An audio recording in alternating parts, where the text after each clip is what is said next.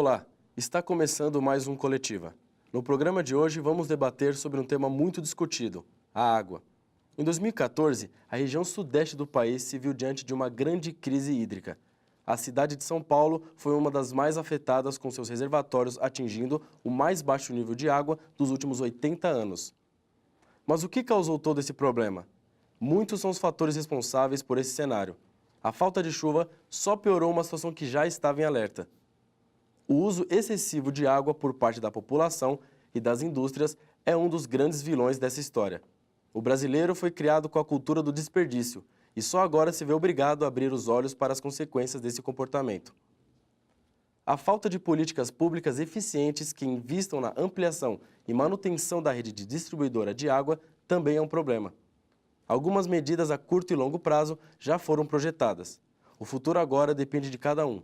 Para explicar o que a população, as indústrias e as cidades podem e devem fazer daqui para frente, recebemos aqui no programa César Pegoraro, biólogo e especialista da Fundação SOS Mata Atlântica. Bem-vindo, César. Obrigado pelo convite. E também os alunos da Universidade São Judas, Bruno Brito, Sara Andrade, Maria Raia, João Neres, Laís Souza e Carolina Caprioli. César, quais são os fatores responsáveis por essa escassez histórica na região sudeste, principalmente, no estado de São Paulo? Para você, quem são os verdadeiros culpados? Então, a gente tem uma série de fatores a pensar quando a gente olha para essa questão da escassez hídrica nessa situação, nessa versão, né? Porque nós já tivemos outros cenários de escassez hídrica aqui na região sudeste, e em especial em São Paulo, acontecendo em outros anos. A gente teve em 92 um caso gravíssimo, em 2004, e agora ele se repete, só que com um agravante. Choveu menos que em todas as outras vezes. Mas a gente tem que ver que tem vários fatores. O primeiro deles é que a gente ainda tem uma coisa como uma única fonte distribuidora, fornecedora de água, que são os nossos mananciais. Quer dizer, a gente não tem nenhum tipo de alternativa, um plano B instalado. Segunda questão ainda bastante severa, a gente tem uma rede distribuidora de água bastante antiga, que tem índices aí chegando perto de 30% de perda física nas redes. Então, quer dizer, esse também é um problema, de 1/3 praticamente da água tratada é perdida antes de chegar na casa do consumidor. Acho que tem um fator bastante importante que é o seguinte, a gente não teve ao longo da história da formação aqui da metrópole de São Paulo, e de outras grandes cidades, a questão do saneamento básico. Então, quer dizer, possíveis rios que nós poderíamos usar para o abastecimento público, para a dessedentação de animais, para o lazer, perderam qualidade. É o caso histórico do Tietê, Pinheiros e outros diversos rios que já foram usados na cidade, hoje em dia eles não servem para nada. E a gente tem um outro fator bastante complexo que é as pessoas não se sentem parte dessa situação. Então, por mais que a gente tenha o bônus sendo oferecido para as pessoas reduzirem o consumo, a gente ainda teve, em alguns bairros, a manutenção do consumo médio pelas pessoas. Ou seja, nem todo mundo se envolveu como deveria, como precisaria. Então, a gente tem uma combinação de fatores, né? No fundo, ninguém fez ao certo a sua lição de casa. César, qual deve ser o papel da população na preservação da água? A população tem vários papéis. Eu acho que a primeira coisa que a gente sempre vê jogando a responsabilidade para o cidadão é olhar para os seus hábitos em casa. De fato, aí está um grande, eu diria, uma grande estratégia, que é a coisa do como é que eu tenho manejado, como é que eu tenho usado água na minha casa? Posso usar melhor, posso usar menos e melhor a minha água? Posso ter alguns sistemas muito simples de reaproveitamento de água em casa? Por exemplo, água do banho eu capto, eu uso para dar descarga, para regar as plantas. A água da máquina de lavar roupa eu junto ali no próprio tanque ou nos baldes para, de repente, fazer a limpeza da casa e também usar na descarga. Então, assim, com pequenas atitudes, além da coisa do reduzir o tempo no banho, desligar o chuveiro enquanto está se ensaboando, a gente não precisa lavar o carro toda semana. Então, assim, tem muitas coisas que a gente pode fazer para contribuir, para a gente baixar esse consumo, né? Para a gente ter, de fato, um consumo menor de água. Mas tem outras coisas que o consumidor, o cidadão, também pode fazer. Por exemplo, viu vazamento na rua, denuncia, né? Liga para a Sabesp imediatamente. Todo mundo tem celular hoje em dia, está fácil acionar, conversar com os vizinhos. E a gente, enquanto cidadão, também saber que nós somos, entre aspas, o governo. Ou seja, se a gente está incomodado com essa situação, a gente tem que criar as estratégias, os canais de diálogo com o governo, inclusive para que a gente possa começar a mostrar alternativas, né? O governo é detentor de toda a sabedoria. A gente também pode apontar caminhos enfim, fazer com que o governo adote estratégias ou nos ouça enquanto soluções. Ele não é todo poderoso, todo sabedor das soluções. Então, a gente também pode criar essas estratégias. E o racionamento, César? Ele já deveria ter sido adotado há meses, e isso teria ajudado a evitar a situação que a gente está enfrentando agora? Então, quando a gente pensa na questão do racionamento, tem uma questão sempre muito complexa da gente entender. Os canos, a tubulação de água, ela foi projetada para trabalhar com pressão dentro dela, sempre com pressão. A partir do momento que você adota uma estratégia de racionamento, o que acontece é que esse cano vai ficar vazio. Esses canos foram colocados em grande parte na cidade, num tempo que, por exemplo, não passavam caminhões e ônibus, a gente não tinha um fluxo de automóveis tão grandes. Então, o que acontece é que quando você tira a pressão de dentro do cano, ele fica oco, ele está super suscetível a quê? A ter mais trincas, mais rachaduras, e isso, quando voltar a água, vai aumentar o volume de perdas. Um outro problema gravíssimo é o seguinte, a partir do momento que o cano está vazio, mas você tem água em todo o subsolo da cidade, e uma parte considerável dessa água está contaminada, por questões da poluição do solo, da poluição por fossas, postos de gasolina, o que acontece é que o lençol freático, a camada subterrânea de água da cidade, também está contaminada. Então, o que acontece? Se o cano está vazio, ele está, entre aspas, com pressão negativa. Ou seja, todo mundo já abriu a torneira e viu que quando a gente abre a torneira, está faltando água, que barulho faz? Pressão negativa. Ou seja, ele está puxando a água que está no subsolo para dentro do cano. Quando volta a água, o que acontece é que aquela água tem um alto grau de contaminação. Então, quer dizer, a gente tem que olhar para o racionamento como uma estratégia? Claro. Só que nem sempre ele pode ser a primeira das estratégias. Então, assim, talvez essa coisa que foi feita para diminuir a pressão na rede é uma possibilidade? É, porque você não deixa o cano vazio, você não deixa a tubulação se contaminar, né? Mas isso deveria valer para a cidade toda, né? Porque tem algumas regiões da cidade em que não falta água para ninguém. Outras regiões falta todo dia, toda noite. Então, quer dizer, também tem um pouco de justiça nessa coisa da distribuição da água. Se é para ter um rodízio, se é para ter uma falta d'água, se é para ter uma diminuição de pressão, que seja para todo mundo. Que todo mundo seja parte dessas consequências da escassez, né? O brasileiro tem essa cultura, né, do desperdício, né? O que você acha que pode ser feito para mudar isso? Então, essa cultura do desperdício é uma coisa que vem lá da época da colonização, né? Quando os colonizadores pisaram aqui, viram essa infinitude de elementos, né? O maior rio do mundo, quando eles chegaram na Amazônia, as maiores florestas, enfim, foi um desbunde verdadeiro. Então, o que acontece é que a gente ainda mantém muito dessa cultura do colonizador. Uma delas é a cultura do desperdício e da infinitude dos recursos naturais. Então, a gente foi educado a, por exemplo, não perceber uma coisa que é o de onde vem e o para onde vai. Né? Que é uma coisa básica na natureza. Quando a gente olha para a natureza e a gente se sente parte da natureza, a gente fala assim, pô, a gente também é animal, a gente também é um elemento, é um ser da natureza. Como é que a gente, enquanto ser da natureza, não consegue perceber que a natureza tem limites? Né? Ou quando você vê aquela foto do planeta Terra, vê a bola lá, soltando espaço, você fala assim, pô, o limite já está dado. O que tem aqui já está aqui dentro. A gente não vai trazer elemento de fora. Nem tampouco a gente vai jogar coisa para fora. Então, quer dizer, a gente tem que começar a trabalhar num processo de sensibilização, de educação das pessoas, para a gente entender que esses limites existem. Né? E aí é isso, é muita conversa, é gastar muita saliva, gastar muito tempo, para a gente rever com as pessoas esse conceito de que a água nunca vai acabar, ou de perceber que a gente tem os ciclos dos elementos, então essa coisa do, eu jogo fora, eu jogo na rua, eu simplesmente mando para o lixo sem pensar na reciclagem como uma possibilidade, são grandes atos inconsequentes, atos irresponsáveis, e, acima de tudo, com o futuro. Né? Então, quer dizer, hoje a gente vive na cidade e a gente não tem o prazer de nadar nos rios da cidade ou pescar nos rios da cidade porque foram inconsequentes conosco no passado. Então, quer dizer, será que a gente também tem que ser tão negligente quanto foram conosco? Ou será que a gente, a partir de agora, vai começar a ter uma outra postura, um outro posicionamento, um outro direcionamento da sociedade para que, num futuro breve, a gente tenha uma outra situação ambiental, uma outra situação social na cidade? Então, é isso, né? A gente tem que lidar muito com essa cultura da abundância e mostrar que essa abundância, esse desperdício não pode acontecer. A gente tem que usar com muita parcimônia, com muita consciência, o pouco que a gente tem. Quem gasta hoje, não tem amanhã. Verdade. E em relação a campanhas, assim, você acha que pode ser feito alguma coisa para incentivar a população? Ou algum público tem algum papel aí? O que você acha? Então, por exemplo, se a gente for pensar em termos da água, que é o nosso debate aqui hoje, a gente tem uma campanha que está sendo bastante veiculada pela Sabesp, que é a coisa do Economize e tal, mas ao mesmo tempo a gente tem um desafio, porque a Sabesp é uma empresa de capital misto, com ações, né, tanto aqui na Bovespa quanto em Nova York, ou seja, ela tem que honrar o lucro da empresa. E o produto dela é água.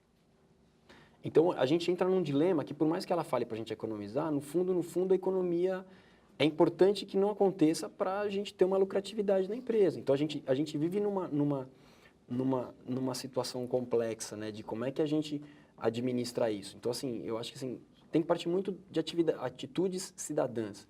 Como é que a gente, se sentindo parte desse risco de ficar sem água, desse risco que é ficar sem água, como é que a gente pode começar a pensar em pequenas estratégias de resiliência, né, de adaptação, né? O dia que acabar a água, você não tem uma reservinha na sua casa, vai morrer de sede, não vai conseguir nem lavar as mãos para comer, não vai conseguir dar uma descarga.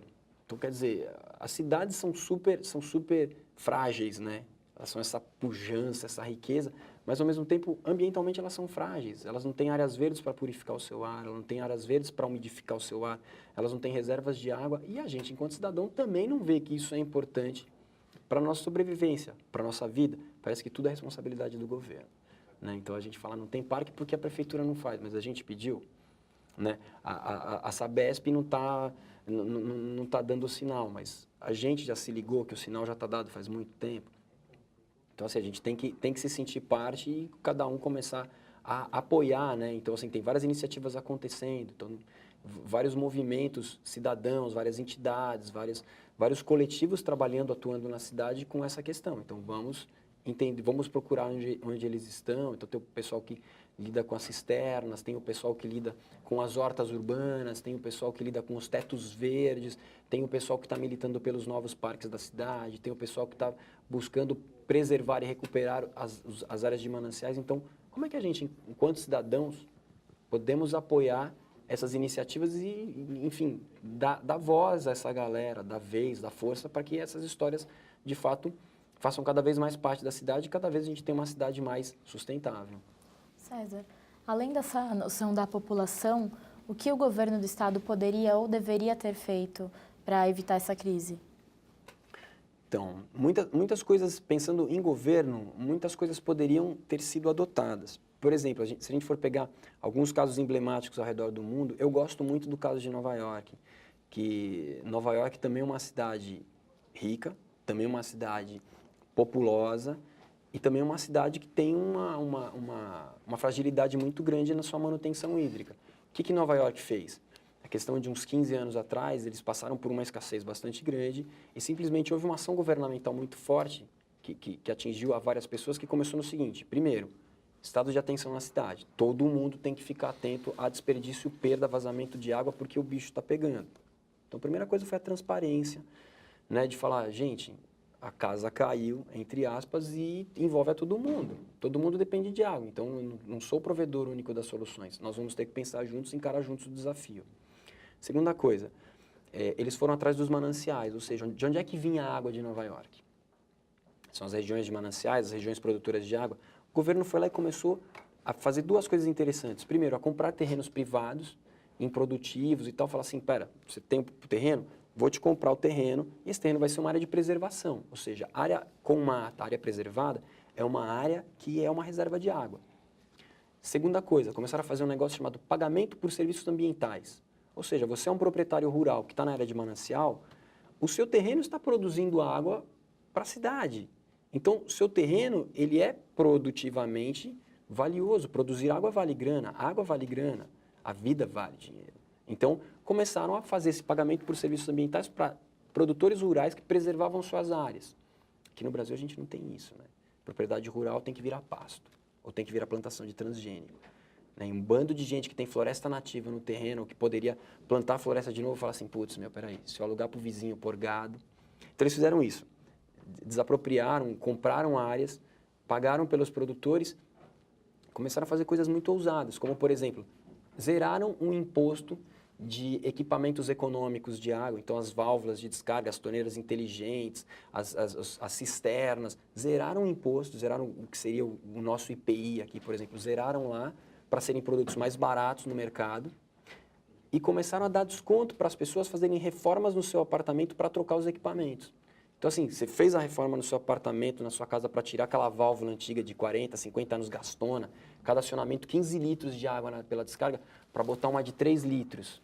Ah, você comprou esse equipamento? Desconto na sua conta de água, porque você é um economizador de água. Então, quer dizer, prontamente as pessoas aderiram, prontamente as pessoas acharam simpático, prontamente a cidade inteira mudou uma relação com a água. Mas foi uma atitude que partiu do governo e de algumas entidades, mas o governo abraçou, foi transparente, jogou esse monte de elementos na mesa e falou, gente, ou a gente entende isso como a nossa solução, ou a gente vai quebrar a cara e morrer de sede muito em breve. O Coletiva vai para um rápido intervalo e já voltamos.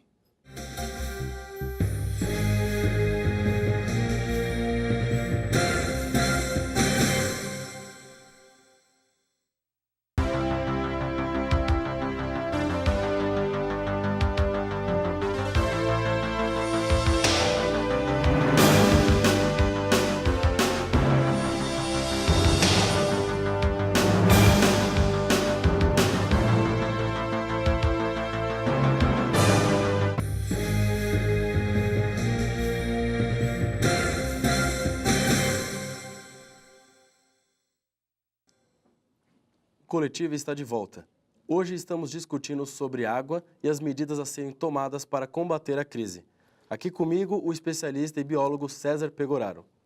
César, o que as empresas e as grandes indústrias podem fazer nesse combate contra a falta de água? Tem várias atitudes que as empresas, os empresários podem pensar em termos de também reduzirem a sua dependência dessa água que é oferecida pela rede, né? Então, a gente tem alguma coisa que várias indústrias podem, por exemplo, trabalhar com uma coisa chamada água de reuso, que é a água proveniente do tratamento de esgoto, para várias das suas tarefas, como o sistema de refrigeração da empresa não precisa trabalhar com água tratada, a limpeza do chão de fábrica pode ser muito bem feita com água de reuso, regas de jardins, caso tenham, e vários sistemas industriais, inclusive de refrigeração, de resfriamento de peças, e outros podem usar esse tipo de água de menos qualidade. Tem outras situações também que grande parte das fábricas conta com o seu telhado, né? Então, quer dizer, a gente também tem sistemas de captação de água de chuva para aproveitar esses telhados. Isso tem uma função dupla, que eu acho sempre bastante interessante de ponderar. Uma delas é que, se você capta água de chuva, você diminui a sua dependência da água que vem pela rede. E segundo, se você tem uma grande superfície de telhado, toda a água proveniente desse telhado tende a cair também na galeria pluvial, né? Então, drenou o telhado ali da fábrica, correu para a rua, desceu no bueiro, essa água vai parar no córrego mais próximo, aumentando, inclusive, o volume de água que chega lá e possibilitando as cheias desse córrego. Então, quer dizer, se você retém essa água na sua indústria, na sua fábrica, você tanto vai ter um barateamento da sua produção, né? Você vai ter uma água disponibilidade para vários usos secundários, né? Descarga, limpeza, como eu já mencionei, e você também vai contribuir para a redução do volume de água que chega até os rios, diminuindo a possibilidade de enchente. Então, é muito das pessoas verem que algumas adaptações na estrutura podem trazer benefícios, não somente para a empresa, quanto benefícios para a comunidade onde está essa empresa. Em questão de estrutura, quais tipos de obras podem ser pensadas para evitar uma crise de água em São Paulo? A troca dos canos é cara, sem dúvida, mas precisa ser encarada e uma hora precisa ser feita. Segunda coisa, enquanto obras, a gente precisa ter fontes alternativas de água. Então, por exemplo, água de reuso, né? Se a gente for pensar que toda água servida vira esgoto, todo esgoto pode ser tratado. E se o esgoto é tratado, a água que sobra após o tratamento do esgoto é uma água super útil, super bacana para funções secundárias. Por exemplo, a gente vê que hoje, no município de São Paulo, a lavagem das ruas da feira e as regas das praças e parques é feita com água de reuso. Mas a gente pode ter, em vários países a gente tem, duas redes de água passando na rua. A água potável e água para fins menos nobres. Então, você quer lavar seu carro? Por que você vai lavar seu carro com água que tem cloro, cálcio e flúor e é potável? Ou, por que você vai lavar roupa com essa água? Até a coisa que a gente não pensa é, por que a gente tem que usar amaciante para lavar a roupa? Porque a água tem cálcio. Cálcio deixa tudo duro, né? Então, quer dizer, se a gente usa uma água que não tem cálcio, a roupa naturalmente vai ficar mais molinha, não precisa do amaciante. Então é muito louco. Por que a gente não tem 2 redes de água? Uma para regar o jardim, uma para lavar o carro, para descarga. Por que você vai empurrar as suas necessidades com água nobre, água potável? César, que soluções a longo prazo podem ser tomadas? Quais medidas? Dessalinização, reflorestamento, ou multa por desperdício? Quais já estão sendo colocadas em prática? É muito complicado a gente pensar isso em termos de visão a longo prazo. No Brasil, a gente nunca projetou nada a longo prazo. A gente não tem projeto para um Brasil de longo prazo. E quando eu falo Brasil, é geral. A gente não consegue olhar, vislumbrar 50 anos para frente o que será o Brasil.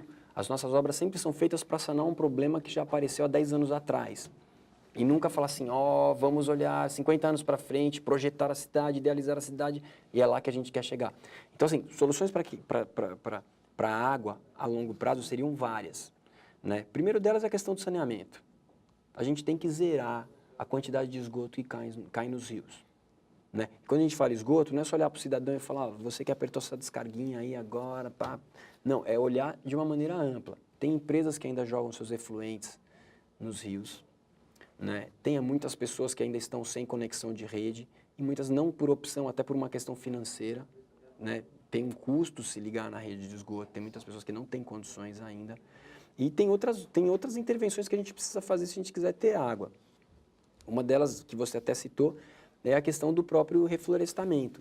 Se a gente for olhar para os mapas da metrópole, identificar onde a gente tem os mananciais da cidade, ali deveriam ser regiões em que a gente não deveria ter moradias adensadas. Pode ter gente morando? Claro que pode. Mas terrenos grandes, com grandes áreas permeáveis e grande massa vegetal. Porque isso garante o ciclo da água, isso garante um solo permeável, isso garante produção de água. Então, quer dizer, a gente tem andado meio que na contramão, né? A gente tem agora, por exemplo, uma discussão que está acontecendo aqui em São Paulo, ali no Jardim Apurá, em São Paulo, na beirada da represa Billings, tem um terreno enorme lá que o pessoal chama de Parque dos Búfalos, né? Que é um terreno que há 40 anos o pessoal usa para o lazer, para preservação, a própria comunidade. A prefeitura quer construir 193 prédios populares nesse terreno. Peraí, era de manancial? Era que tinha que estar impermeável? Era que tinha que estar com... Desculpa, era que tinha que estar permeável? Área que tinha que estar com vegetação? Área que poderia atender ao lazer daquelas pessoas, a melhoria da qualidade ambiental daquela região e a produção de água para a cidade? Claro. Como é que você vai botar 193 prédios lá? Então, quer dizer, tem umas coisas que andam na contramão. O próprio Rodoanel, né? Nem quero entrar nesse tema que eu começo a chorar daqui a pouco, mas assim, o próprio Rodoanel desmatou mais para fazer o trecho sul do que a cidade de São Paulo desmatou durante o século XX inteiro. Então, quer dizer, uma obra do governo do estado significou uma perda vegetal maior do que o crescimento da cidade de São Paulo. Quer dizer, então é muito maluco, né? Então, reflorestar é importantíssimo. Tem uma coisa que não é obra, mas que eu considero assim fundamental, é pagar pelos serviços ambientais dos produtores rurais. Então, assim, um cara que tem terra, né, e daí você vai para qualquer periferia da cidade de São Paulo, em área de manancial, as pessoas não querem mais seus terrenos, elas estão vendendo, elas estão loteando clandestinamente seus terrenos, porque o terreno é um ônus para a pessoa, não é que é um bônus para a cidade. Ela não ganha nada de ter um terreno grande. Muito pelo contrário, ela arca com a manutenção, ela não pode picotar o terreno, ela não pode vender porque não vale nada. Então, as pessoas abandonam muitos terrenos. Então, assim, o cara está lá, o terreno dele está preservado, vamos pagar esse cara. Ele, para a gente, é um ator ambiental, ecológico. E a dessalinização que você mencionou é uma coisa muito delicada, porque, assim, ela é muito cara para ser feita em larga escala. Então, e outra coisa é o seguinte, você vai dessalinizar onde tem água salgada, que é lá embaixo no litoral. Só que você tem que subir a Serra do Mar, que são mais de 700 metros de parede, ou seja, imagina o tamanho das bombas, a quantidade de energia elétrica que você vai ter para fazer essa água subir a serra para chegar até aqui. César, eu queria agradecer a sua presença no nosso programa. Eu é que agradeço a oportunidade de dialogar e trocar umas ideias e espero ter contribuído aí com algumas questões. Com certeza, muito obrigado. Obrigado aos participantes que estão aqui hoje. O Coletiva de hoje fica por aqui. Obrigado pela audiência e até o próximo programa.